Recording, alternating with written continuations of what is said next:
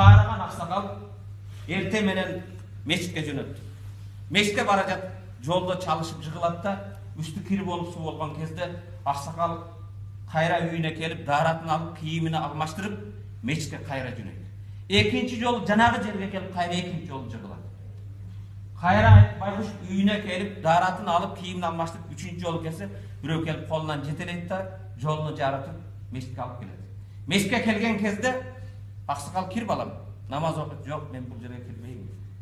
Эмнеге кирбейсиң? Мени тааныган жоксуз, тааныган жокмун. Эмне үчүн кирбейсиң? Мен бул жерге кире турган адам эмесмин. Бул жерге келүүчүлөрдү тосуучумун дейт. Сен кимсиң? Мен шайтанмын. Эмне үчүн менин жолумду жарытып алып келдиң десе, сен биринчи жолу мен сени жыгытып, мечиттен кайтарайын келбесиң дедим эле. Бирок сен барып даарат алып, кийимиңди алмасып, экинчи жолу кел, ошондо Аллах Таала сенин бардык күнөөлөрүңдү кечирип берди.